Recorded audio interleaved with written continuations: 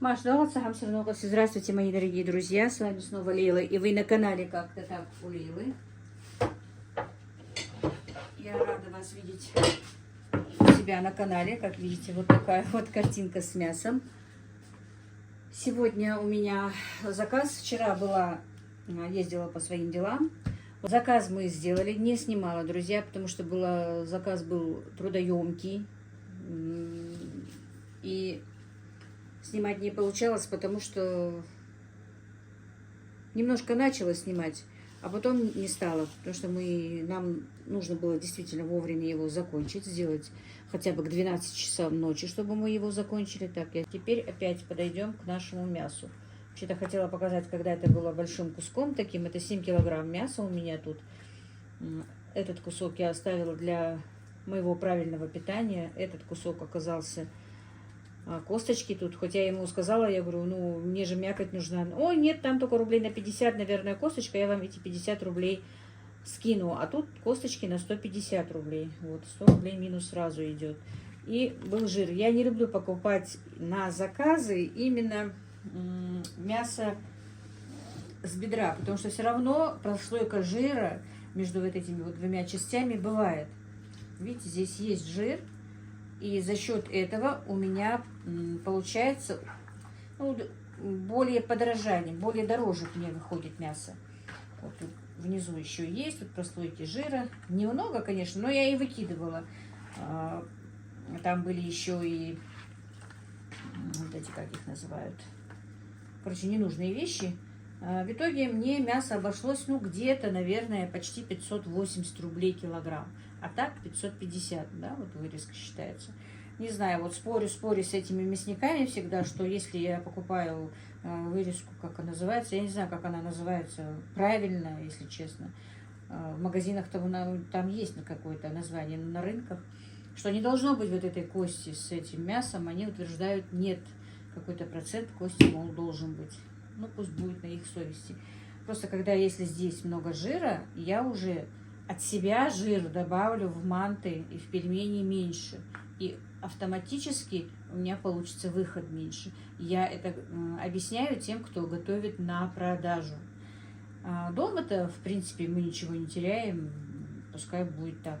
А если на продажу, то не добавив к постному такому мясу жир, у нас получается, если мясо не постное, добавив сюда жир, у нас выход получится меньше. Ну и, конечно, заработаем мы поменьше. Сами знаете, труд это нелегкий, все-таки хочется что-то заработать. На пельменях практически и так очень мало идет доход. На мантах еще более-менее что-то можно заработать. Вот, вареники с картошкой и с творогом я уже налепила. Теперь мне нужно сделать пельмени и манты. Вот сейчас перекручу это мясо. У меня и жир отдельно купленный стоит.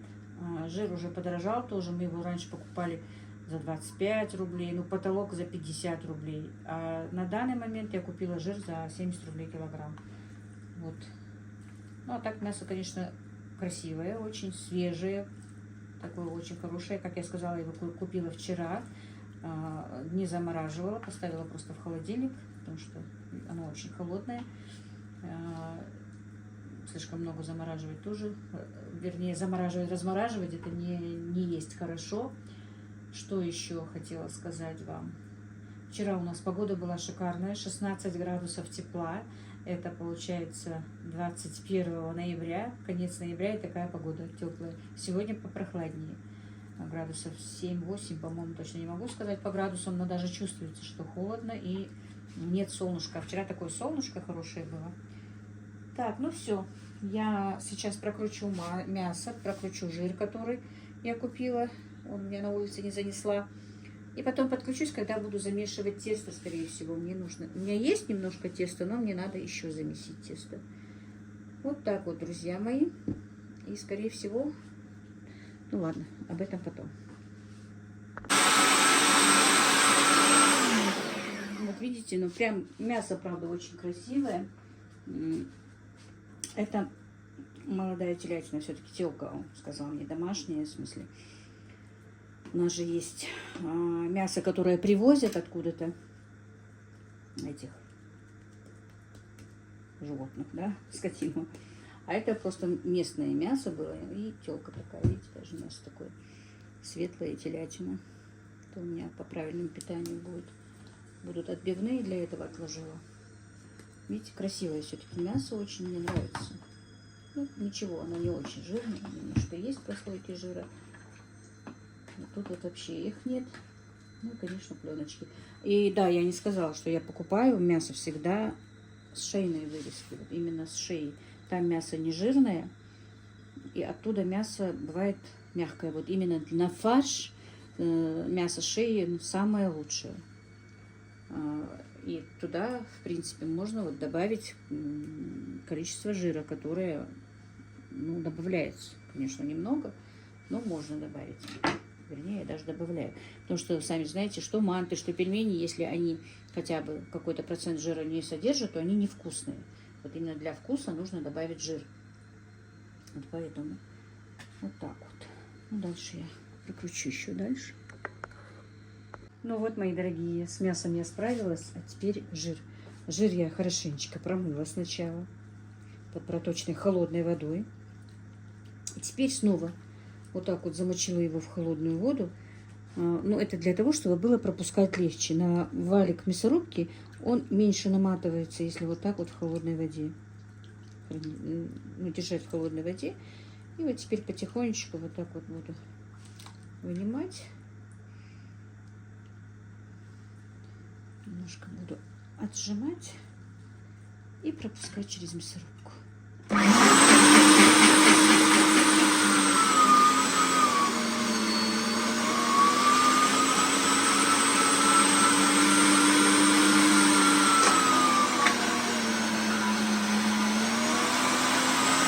Ну вот, и с жиром тоже я справилась.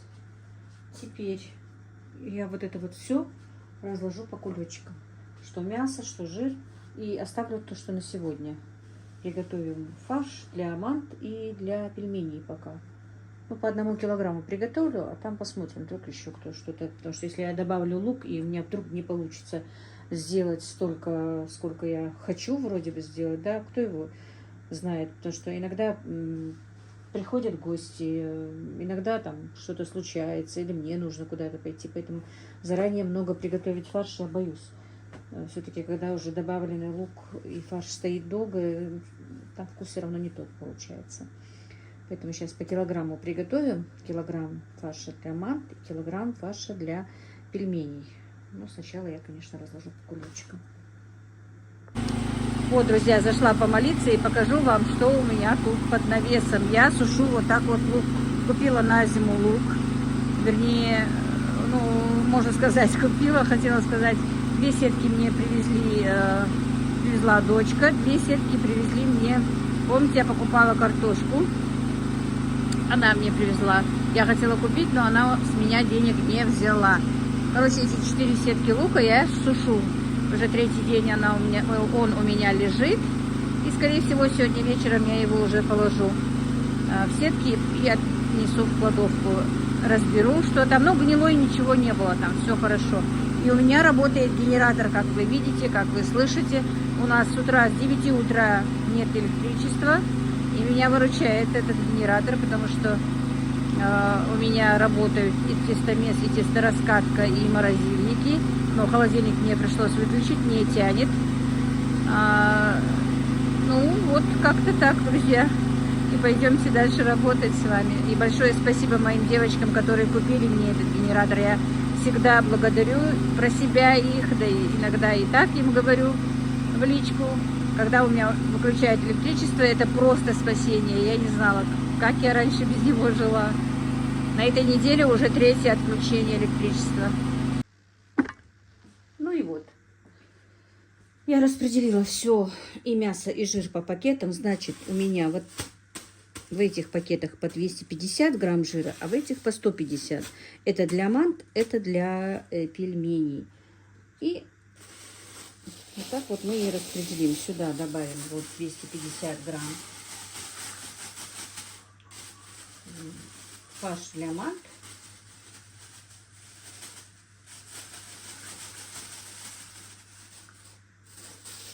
И сюда 150 грамм для пельменей. Остальное я сейчас положу в холодильник. Не догадалась сразу положить. 2 кулечка испачкала. Значит, у меня получилось 4, 5, 6. 7 килограмм. Это у меня была просто кусочек вырезки. Я оставила для себя, но там был не килограмм. И с косточкой все, короче говоря, все вместе у меня было 7 килограмм. Так получилось. Все. Теперь я быстро вот это вот все поставлю в морозилке. Благо дело, электричество нам уже дали. Уже все работает, все холодильники, все морозильники включены. Тем временем лук у меня есть почищенный. Я пропущу для пельменей через мясорубку, пока еще не помыла ее. А для мант я его нарезаю кубиком. Вот так вот, друзья. Сюда полкило для пельменей, килограмм для мант. Сейчас это я пропущу через мясорубку, а это нарежу ножом. Вот я лук подготовила. Значит, смотрите, вот таким вот кубиком нарезается лук, как можно мельче, если. Ну вот. Через мясорубку мне не нравится, что на продажу, что так. Вот так вот получается очень хорошо.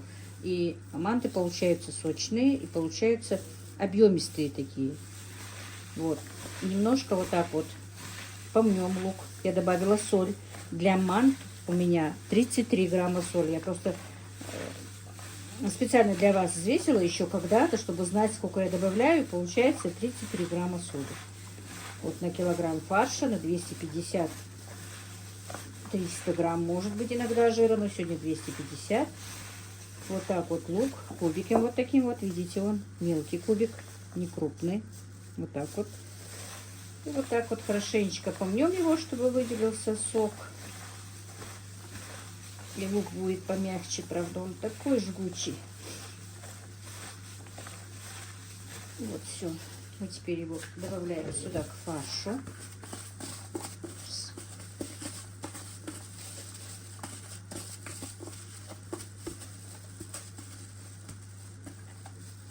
Так. Теперь добавим перец. Я вот не могу вам сказать. Перец добавляйте по... Ну, как вы хотите. Я добавляю всегда примерно. Здесь у меня чайная ложка соли. Ну и перец красный, черный. Тоже по вашему желанию, друзья. И повторюсь, полкилограмма лука. Там лук уже тут через мясорубку. Все. Соединим.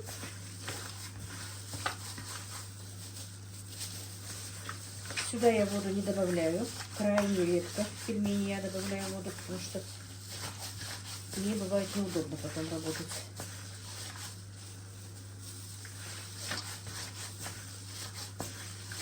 Сейчас я фарши приготовлю и поставлю их в холодильник. Дело в том, что у меня тесто-то готовое есть, но для того, чтобы записать ролик, я сейчас буду делать тесто. А так, в принципе, нужно было, наверное, сначала сделать тесто, а потом приготовить начинку. Но я еще раз повторюсь, у меня тесто есть. Я лепила вареники, у меня тесто осталось еще. Все, этот фарш готов. Сюда нам нужно налить еще воду.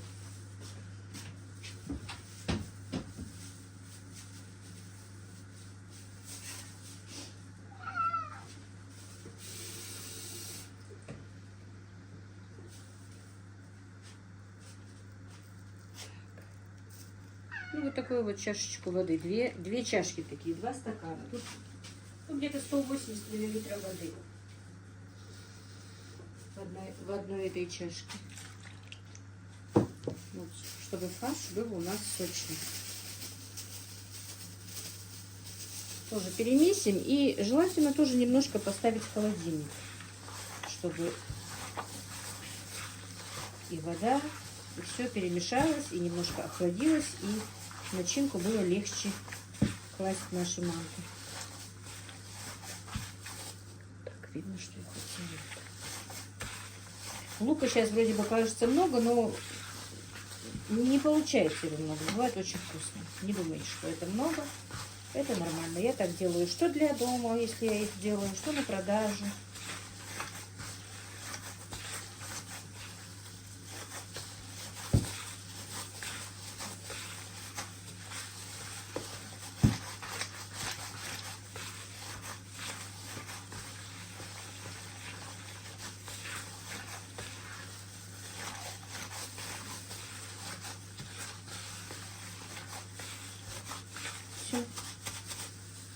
Сейчас закроем крышками и поставим в холодильник. Так, прибрались. Теперь крышки накроем крышками и поставим в холодильник, пока я буду заниматься тестом.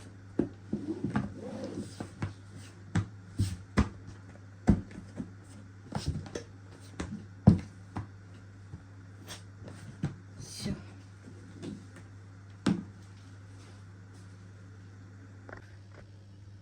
Ну вот, а теперь будем замешивать тесто. Тесто, как вы знаете, я замешиваю всегда в тесто-раскатывающей машинке. А кто-то, ну, у кого ее нет, конечно, делают ручную. Так, прежде чем мы сюда начнем работать, мне ее нужно смазать растительным маслом, чтобы тесто не прилипало к нашей машинке. У меня очень много вопросов возникают из-за этой машинки. Друзья, есть у меня на канале ролик, мои помощники называются. К сожалению, я сейчас не могу его закрепить. Может быть, если получится, я закреплю в описании этот ролик, чтобы вы могли зайти туда. Там я говорю, и сколько стоит, и где можно купить, и есть там контактные номера. Хотя это не оплаченная мне реклама, я вас уверяю, мне никто за рекламу не заплатил, просто из-за того, что очень много вопросов возникают, я просто ради вас оставила там контакты, где можно купить, где я купила. Вот. Тестомес мне подарил мой сын, купил мой сын. А тестораскатку моя подписчица Инночка из Израиля, друзья. Она прислала деньги, а Мадина купила на эти деньги. Ну, для меня, конечно, был сюрприз. Так, все, маслом смазали. Там машинку нельзя мыть, друзья. Немножко расскажу вам о ней, потому что ролик сегодня... Этот ролик будет, как бы, можно сказать, даже ни о чем. Пока готовить не буду в этом ролике, просто выпущу. Я ее просто протираю влажной тряпочкой, а потом уже сухой и так оставляю. Но сегодня я уже один раз замешивала, поэтому немножко здесь есть мука. Как я сказала, я уже вареники слепила. Она поэтому не в идеальной чистоте. Просто я немножко потерла, чтобы не было как бы разговоров, да? Так, начинаем. Значит, что? У меня тесто из 2 килограмм муки. Сначала в тестомес по инструкции нужно вот так вот смазать растительным маслом и засыпать 1,5 килограмма муки. Не сразу всю муку. Вот, ну, я тут взвесила. У меня 2 килограмма муки. Мое тесто, ну, многие знают, многим нравится. Были, правда, крайне редкие комментарии, что им не понравилось это тесто. Ну, у каждого свое. Это же тесто я всегда делала и вручную.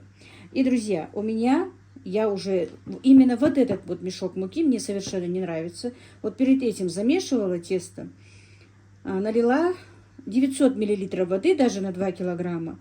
И то мне тесто показалось жидковатым. Не то, что показалось, оно, да, не такое упругое, не такое, как бы я хотела. И с этим тестом работать немножко сложнее. Сейчас я вам его покажу. Вот у меня остаток кулечки лежит. Вот смотрите. Вот мне бы нужно было бы, чтобы оно было еще круче. Тогда и через тестораскатку его пропускать легче. А так оно пластичное очень. Для кто все это делает вручную, вот оно нормально. Мне нужно налить теперь воды поменьше. А вы смотрите по своему тесту. Вообще, по идее, рецепт теста, я еще когда работала в кафе, 2 килограмма муки, литр воды, и оно бывало превосходное. Но вот в последнее время мне совершенно не нравится мука. 2 килограмма муки и литр воды, если я налью, то у нас слишком такое, все-таки, слишком для меня не слишком такое, как нужно, не той консистенции, которая мне нужна, поэтому я не доливаю воду или кладу больше муки. Поэтому вы смотрите по своей муке и смотрите, какую вы любите, какой консистенции теста вы любите. Например, кто-то мне писал, что это для нее слишком жесткое тесто. Ну, тогда чуть-чуть долейте воды. Жесткое размягчить проблемы нет. Это уже вот это тесто перемесить и сделать крутым уже сложно. Уже оно все, оно забрала свою муку, она уже не будет больше муки забирать. С ним уже работать сложнее будет, его переделать. Поэтому смотрите сами, долить воду в любое время можно, если даже вы вручную месите или в тестомесе. Ну, вот сейчас мы его включим. Значит, как я сказала, ну, я обязательно оставлю в описании, это однозначно. Если вдруг не оставлю, то, друзья, напомните мне, потому что конвертирую не я, и иногда я забываю Ибрагиму отослать, иногда он забывает написать. Ну, вот такие мы нехорошие блогеры.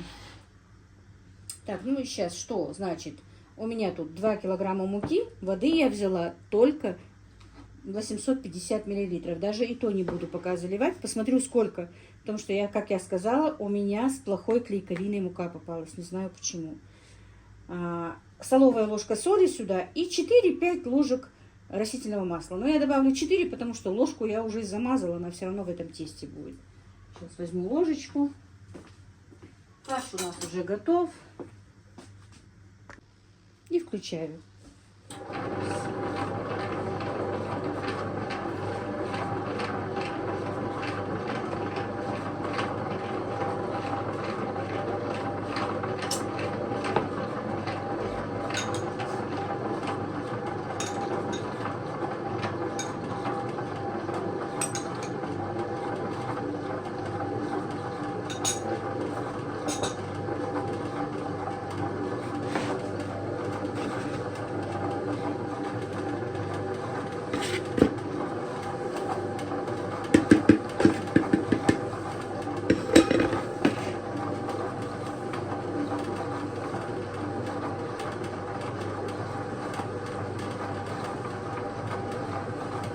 Я не долью и посмотрю, что пускай пока месяца.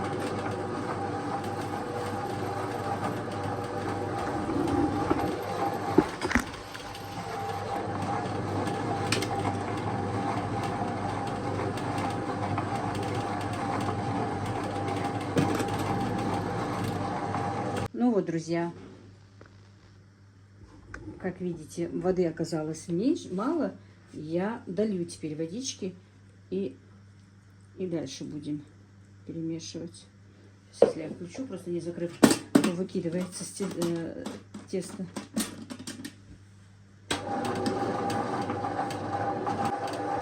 И вот процесс пошел, как видите. То была как крупа, водичку долила и все. Оно крутое очень. Сейчас еще посмотрю, оно еще не перемесилось. Еще вода наверху, посмотрим. Если будет слишком крутое, добавлю еще водички.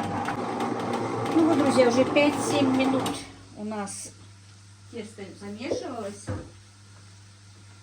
И теперь посмотрим, что из него вышло. Так, немножко.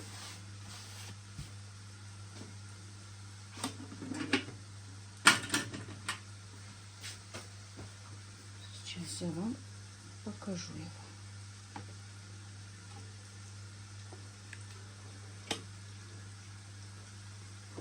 Вот, видите? Все-таки опять я с водой немножко переборщила. Сейчас оно хорошее, но оно буквально полежит немножко, то становится не таким вот крутым. Это вот из-за клейковины этого теста. Оно готово, все. Мне его уже не надо ни перемешивать, ничего с ним делать. Сейчас я его могу просто закрыть в этой чаше плотно. Могу просто в пакетик положить. Многие писали вот в этом положении, пускай крутится барабан. Вы сами видели же, как эта лопасть крутится, а держа крутится, а это возвращается на место. В этом положении оно не стоит.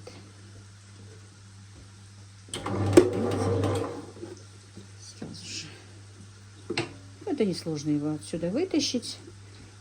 Я довольна и тестомесом, друзья, и тестораскаткой. Это огромное облегчение труда и времени, конечно. Вот пока тесто месилось, я уже практически успела себе приготовить чечевичный суп для себя. И здорово, что вот я противник, как я вам уже говорила, противник того, чтобы готовить блюда, ну, готовые блюда впрок, чтобы готовить на несколько дней. Но они мне эти 3-4 дня так помогли, друзья, что, в принципе, я, наверное, пересмотрю это. Потому что Как вы помните, перед заказом я приготовила много блюд. И что-то я в холодильник поставила, что-то просто на улицу поставила. Но мне это все пригодилось эти несколько дней. Я как раз и не могла готовить. Ну вот запасов полуфабриката у меня как назло нет. Так, зажарочка. Значит, пока это я отставлю.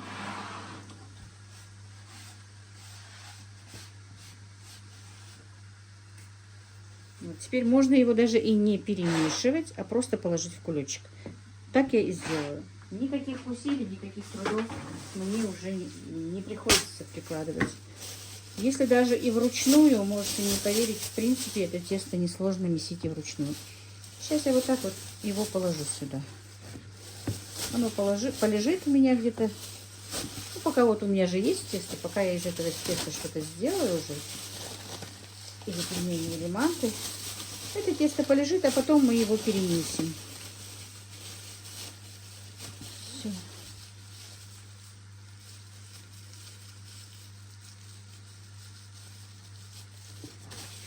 Вот так вот, пусть лежит.